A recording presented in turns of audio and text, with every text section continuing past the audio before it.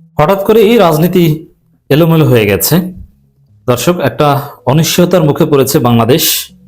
জাতীয় সংসদে অপ্রত্যাশিত ঘটনা ঘটে গেছে।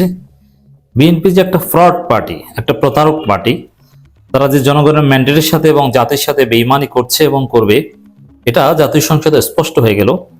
বিরোধী দলের মধ্যে কিছুটা হতাশা, যদিও এর মধ্যে দিয়ে বিএনপির রহস্য ফাঁস এবং বিএনপি নিজেরাই নিজেদের বিপদ ডেকে আনছে। দর্শক, রাজনীতি গৌরব অনিশ্চয়তার খেলা, ক্ষণে ক্ষণে রং বদলায়। রাজনীতি একটা তীব্র প্রতিযোগিতার খেলা, দর কষাকষির খেলা। কখনো পাল্লা এদিকে ভারী হয়, কখনো পাল্লা ওদিকে ভারী হয়। তা আজকের খবর মোটামুটি ভালো না। আপনারা জানেন যে সংসদের মুলতবি অধিবেশন অনুষ্ঠিত হয়েছে 15 তারিখ, আবার অনেকদিন পর অনুষ্ঠিত হবে। তো এখানে অনেক গুরুত্বপূর্ণ আলোচনা হয়েছে। ইউনূস আমলের বিএনপির মনমতো যেসব অধ্যাদেশ হয়েছিল সেগুলো রেটিফাই করার জন্য সংসদীয় কমিটির কাছে প্রেরণ করা হয়েছে। এর মানে পরবর্তীতে এটা ভোটে দেওয়া হবে এবং এটা পাশ হবে। কিন্তু জুলাই সনদ সবচেয়ে গুরুত্বপূর্ণ, যেটা হাসিনার পতনের বৈধতা, যেটা ইউনূস সরকারের বৈধতা, যেটা নতুন বাংলাদেশের স্বপ্ন, সেই জুলাই সনদ বিএনপি কার্যকরভাবে আলোচনায় উঠতেই দেয়নি। এমনকি জামাত লেজ ধরে টেনে জোর জবরদস্তি করে কিছুটা আলোচনায় এনেছে এবং জনগণ অ্যাটলিস্ট আশ্বস্ত যে না, জামাত এনসিপি যেহেতু আছে, একটা দফা হবে, তারা আদায় করতে পারবে। কিন্তু বিএনপির যে আচরণ, তারা মানে জুলাই সনদ কিচ্ছু না, জুলাই ওটা আবেগ। বিএনপির কাছে জনগণের সার্বভৌমত্বের কোনো মূল্য নেই, কারণ জনগণ ম্যান্ডেট দিয়েছে, গণভোট অনুষ্ঠিত হয়েছে, এটার নাকি কোনো বৈধতা নেই, সংবিধানে এটা নাই। বুঝতে পারছেন? আমরা এই জন্যই আগেই বলেছিলাম যে জাতীয় নির্বাচনে আগে গণভোট হওয়া কেন প্রয়োজন ছিল। বিএনপির কাছে জনগণের ম্যান্ডেটের ভ্যালু নাই, সংসদের ম্যান্ডেটেরও ভ্যালু নেই। বিএনপি যা সংবিধানের দোহাই দিচ্ছে, বিএনপির কাছে এখন ভ্যালু একটাই, হাসিনার রেখে যাওয়া সংবিধানের দোহাই, সেটা দিয়ে বিএনপি চলতে যাচ্ছে। এটা রাজনীতিতে ডেফিনেটলি অশনি সংকেত এবং অপ্রত্যাশিত, যে সংসদে জুলাই সনদ নিয়ে বিএনপি আলোচনাই করতে দিবে না। আমিরে জামাতকে ধমক দিয়ে বসিয়ে দেয়। আপনি চিন্তা করেন কতটা ফেসিবাদী আচরণ, কতটা জুলাই বিরোধী আচরণ। জুলাইয়ের প্রতি বিএনপির কি ক্ষোভ! এই সালাউদ্দিনদের কপালে বিপদ আছে। কারণ যে জুলাই না হলে, যে আবেগ না হলে সালাউদ্দিনদেরকে সংবিধান অনুযায়ী শিলংয়ে থাকার কথা, সেই সালাউদ্দিন আজকে এমপি হয়েছেন, আজকে তিনি বেইমানি করছেন।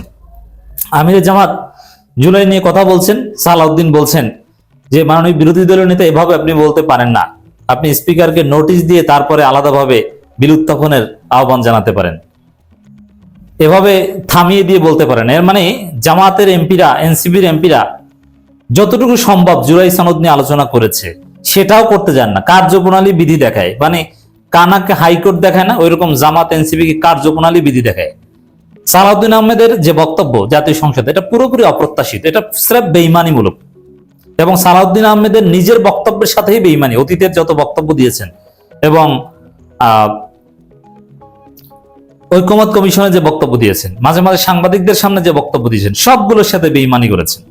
তা জাতীয় সংসদে সরকারি দল এভাবে বেইমানি করবে, এটা ডেফিনেটলি অপ্রত্যাশিত। সেই ঘটনা কিন্তু ঘটে গেছে। তাহলে বিএনপির রহস্য কি? বিএনপি হচ্ছে একটা বেইমান পার্টি। তারা জনগণের সার্বভৌমত্বে বিশ্বাস করে না, পার্লামেন্টের সার্বভৌমত্ব বিশ্বাস করে না, সংবিধানের সার্বভৌমত্ব বিশ্বাস করে না। সংবিধানের ধোয়া তুলে জাস্ট সংবিধানকে ব্যবহার করছে ইচ্ছা মতো। কারণ সংবিধান যদি মানতো, তাহলে তো শেখ মুজিবের ছবি ঝুলাতো, তাহলে তার নিজেরা প্রধানমন্ত্রী হতে যেত না, তাহলে তো শেখ হাসিনাকে রাখতো। কিসের সংবিধান? স্রেফ প্রতারণা। আজকে সংসদটা একটা প্রতারণার হাউস হিসেবে আমরা দেখলাম। স্পিকার আচার আচরণের মধ্যেও ভদ্রতা ছিল না। বিরোধী দলীয় নেতাকে কার্যপ্রণালী বিধি শেখানোর মতো ধৃষ্টতা স্পিকার দেখিয়েছেন, যেটা বাংলাদেশে ওইরকম রেকর্ড নাই। বিরোধী দলীয় নেতাকে আনলিমিটেড সুযোগ দেওয়া হয়, নর্মালি তার বক্তব্য থামানো হয় না। অতীতে আমরা দেখেছি বিরোধী দলীয় নেতা সংসদেই যান না, আর সেখানে সংসদে যাচ্ছেন, কোঅপারেটের কথা বলছেন, তাকে কার্যপ্রণালী বিধি শেখানো হচ্ছে। সভ্যতা ভব্যতা কিছু রাখবে না, প্রত্যেকটা আচার আচরণে ফেসিবাদের ছাপ আমরা দেখতে পাচ্ছি। তো দর্শক, সালাউদ্দিন আহমেদের যে ফ্রড যুক্তি, অনেকে বলছেন যে এখানে শিশির মনির দরকার ছিল, সরওয়ার তুষারের দরকার ছিল। না, এটা কিছু না। এখানে ব্যারিস্টার নজিব মোমেন তিনি যে ব্যাখ্যা দিচ্ছেন, এর চাইতে বেশি ব্যাখ্যা শিশির মনিরা কি দিতেন। এখানে সালাউদ্দিনের যে ফ্রড আচরণ, যে ফ্রড যুক্তি, প্রতারণামূলক যুক্তি, এটা প্রত্যেকটা খণ্ডন করা হয়েছে, কোন দুর্বলতা ছিল না। বিএনপি এখানে মেজরিটির, ব্রুট মেজরিটির গরম দেখাচ্ছে এবং তারা কার্যপ্রণালী বিধি বা সংবিধান এগুলোর মাধ্যমে সল চাতুরির আশ্রয় নিয়ে জুলাই সনদকে ধামাচাপা দেওয়ার চেষ্টা করছে। এখানে শিশির মনিরা থাকলেও যে আমরি কিছু হতো তা না, কারণ আপনাকে কথাই বলতে দিবে না, আপনি যুক্তি জানলে কি হবে। আর ব্যারিস্টার নজিব মোমেন যে যুক্তি দিয়েছেন, এখানে আর কিছু বাকি থাকে না। ওভারঅল দিন শেষে জামাত এনসিপির মধ্যে কিছুটা হতাশাজনক চিত্র, কারণ বিএনপির মোটিভ স্পষ্ট হয়েছে যে তারা এটা আলোচনায় আনতে চায় না। সংবিধান সংস্কার পরিষদের শপথই নাকি অবৈধ। তা এখন হয়তোবা জামাত যেটা চেয়েছিল সেটা না হয়ে ভিন্ন পথে হাঁটতে হতে পারে। আলাদাভাবে পার্লামেন্টের, যদিও জামাত দ্বিধাদ্বন্দ্বে আছে, আজকেই জামাতের লাস্ট দিন যে সংসদকে কোঅপারেট করার। এরপরে জামাত আলাদাভাবে সংবিধান সংস্কার পরিষদের সভা আহ্বান করবে কি করবে না, এটা নিয়ে আলোচনা হবে। এটা করার প্ল্যান আছে তাদের মধ্যে, কিন্তু জামাতের আবার সমস্যা আছে যে সাহসীভাবে কোনো সিদ্ধান্ত বাস্তবায়ন করতে পারে না। এক পা সামনে গেলে আবার দুই পা পিছনে হাঁটে। জামাতের ফোরামে এটা আলোচনা হয়েছিল যে আলাদাভাবে তারা সিনিয়র একজন এমপিকে সভাপতি করে সংবিধান সংস্কার পরিষদের সভা আহ্বান করবে, যদি চালাবে, যদি বিএনপি সেটা না করে।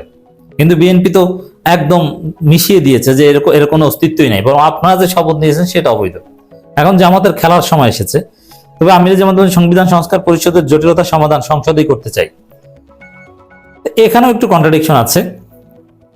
11 দলীয় জোট যে কঠোর হুঁশিয়ারি দিল যে আমরা রাজপথে নামবো, এবং বিএনপির সংসদের অধিবেশন শেষ দিন কালকেই, আবার সংসদেই সমাধান করতে চান জটিলতার বিরোধী দলীয় নেতা। এর মানে বিরোধী দলের আত্মবিশ্বাসের অভাব আছে, সাহসিকতার অভাব আছে, এটা স্পষ্ট। এই জন্যে রাজনীতিতে নানান অপটিমিস্টিক দিক আছে, তার মধ্যে বিরোধী দলের পারফরমেন্স এবং বিএনপি যে সল চাতুরি, ওভারঅল সব মিলে একটু হতাশা। আর বিরোধী দলের পারফরমেন্স বলতে বক্তব্যের দুর্বলতার কথা বলছি না, দুর্বলতা হচ্ছে সিদ্ধান্ত বাস্তবায়নের। যেমন বিএনপি বেইমানি করলে জামাত সংবিধান সংস্কার পরিষদের সভা আহ্বান করবে এবং চালাবে, রান করবে, এই সাহস জামাতের আছে কিনা। এই সিদ্ধান্ত হয়েছে, কিন্তু সাহস আছে কিনা। সাহস করতে হবে, ঝুঁকি নিতে হবে। আপনারা যদি মনে করে থাকতেন যে আসলেই কারচুপি হয়েছে, তাহলে 12 তারিখ রাতেই কেন রাজপথে নামেন নাই, পুরো নির্বাচন বাতিল করে দিতেন। এই সাহস না করলে ক্ষমতা আসা কঠিন। যে কি না কি হয় না, সংবিধান সংস্কার জটিলতা সমাধান সংসদেই করতে চাই, কিন্তু সংসদে তো বিএনপি উত্থাপনই করতে দিতে চায় না। তো ওভারঅল যে পরিস্থিতি, এটা অপ্রত্যাশিত এবং বিএনপির বেঈমানিমূলক চরিত্র, ফ্রড চরিত্র, প্রতারণামূলক চরিত্র স্পষ্ট হলো জাতির সামনে।